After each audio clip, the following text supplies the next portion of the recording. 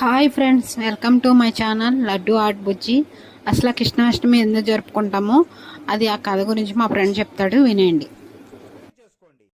మధురకి రాజు కంసుడికి తన చెల్లి దేవకి అంటే చాలా ఇష్టము. ఆమెకి పెళ్లి వయసు రావడంతో వసుదేవుడికి ఇచ్చి వివాహం చేస్తాడు. అప్పగింతలకి బయటికి రాగానే ఆకాశం అంతా మబ్బులతో నిండిపోయి ఒక దివ్యమైన వెలుగు వచ్చి ఆకాశవాణి కంసుడితో ఇలా అంటుంది: ఓ కంస, నీ చెల్లికి పుట్టబోయే 8వ సంతానం చేతుల్లో నీ చావు రాసి పెట్టింది. నీ మరణం ఆ విష్ణువు నిర్ణయించాడు అని చెబుతుంది. కంసుడికి ప్రాణభయం మొదలయ్యి తన చెల్లి దేవకిని చంపబోతుండగా వసుదేవుడు అడ్డుపడి, మాకు పుట్టబోయే సంతానం నీకు అప్పచెపుతాను, దేవకిని వదిలేయి బావా అని వేడుకుంటాడు. సరే అని వీళ్ళిద్దరిని కారాగారంలో బంధించమంటాడు. అలా కొన్ని నెలల తరువాత దేవకి గర్భవతి అయి ఒక మగబిడ్డ జన్మిస్తాడు. మాట ఇచ్చినట్లే వసుదేవుడు ఆ బిడ్డను తీసుకుని కంసుడి దగ్గరికి వెళతాడు. బావా, 8వ సంతానం వలన కదా మీ ప్రాణాలకి ముప్పు.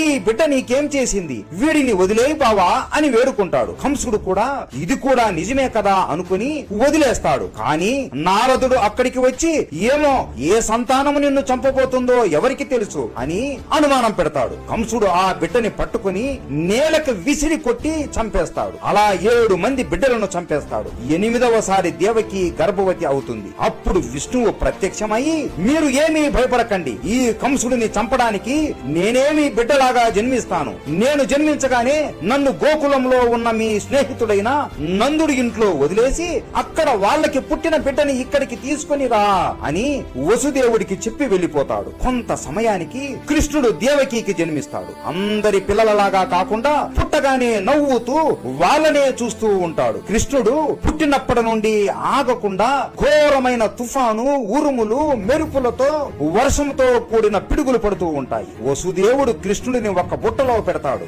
వెంటనే ఆ కారాగారం తలుపులు వాటి అంతటా అవే తెరుచుకుంటాయి. భటులు కూడా అందరూ మైకంతో నిద్రపోతారు. కంసుడు కూడా నిద్రపోతాడు. ఆ బుట్టని తల మీద పెట్టుకుని సముద్రం వైపు వెళతాడు. గోకులానికి వెళ్ళాలి అంటే ఈ పెద్ద సముద్రం దాటి వెళ్ళాలి. వసుదేవుడు ఏమీ ఆలోచించకుండా ఓం నమో భగవతే వసుదేవాయ నమః అంటూ సముద్రంలో నడుచుకుంటూ వెళతాడు. ఆ వర్షము నీరు కృష్ణుడు ముఖం మీద పడడం చూసిన వాసకి సర్పం అక్కడికి వచ్చి ఒక గొడుగులాగా పడగ విపి వాళ్ళ వెనకాలే వస్తూ ఉంటాడు. సముద్రుడు ఒక్కసారి అయినా కృష్ణుడి కాలు తాకాలి అని ఉప్పొంగుతూ ఉంటాడు. ఒక్కసారి కృష్ణుడి పాదాలని తాకగానే ఆ సముద్రం 2 భాగాలుగా విడిపోయి వసుదేవుడికి దారి ఇస్తుంది. అలా ఎంతో కష్టపడి వసుదేవుడు కృష్ణుడిని తీసుకుని గోకులానికి వచ్చి యశోదాదేవి ప్రక్కన పడుకోబెడతారు.